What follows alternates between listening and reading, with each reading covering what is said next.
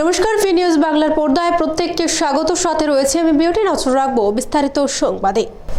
নেশা সামগ্রী সহ বিশ্রামগঞ্জ থানার পুলিশের হাতে গ্রেফতার 5 নেশা কারবারি। বৃহস্পতিবার দুপুরে এই অভিযুক্তদের আদালতে সোপর্দ করা হয়। ব্রাউন সুগার সহ বিশ্রামগঞ্জে গ্রেফতার 5 নেশা সামগ্রী সহ বিশ্রামগঞ্জ থানার পুলিশের হাতে গ্রেফতার 5 নেশা কারবারি। বৃহস্পতিবার দুপুরে অভিযুক্তদের আদালতে সোপর্দ করে পুলিশ। জানা যায়, গোপন খবরের ভিত্তিতে বিশ্রামগঞ্জ থানার পুলিশ বৃহস্পতিবার সন্ধ্যা রাতে বিশ্রামগঞ্জ বাজারে 5 জন নেশা কারবারিকে নেশা সামগ্রী সহ গ্রেফতার করেন। তাদের কাছ থেকে 400 ইয়াবা ট্যাবলেট, 125টি সুগারের কন্টেইনার, 17টি মোবাইল ও নগদ 25,000 টাকা উদ্ধার করে বিশ্রামগঞ্জ থানার পুলিশ।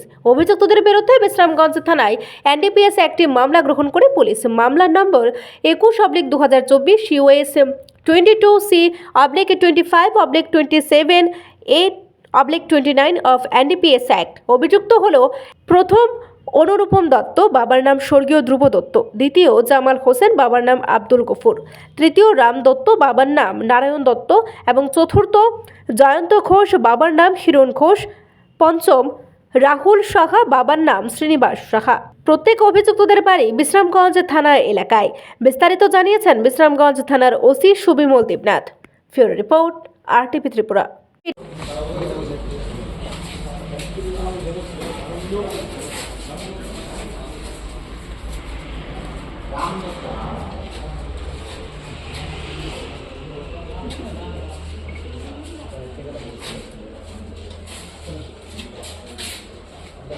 সন্ধ্যার সময় আমরা একটা গোপন খবরের ভিত্তিতে বিশ্রামগঞ্জ বাজারে মোট 5 জন ড্রাগ বিক্রেতাকে আটক করি।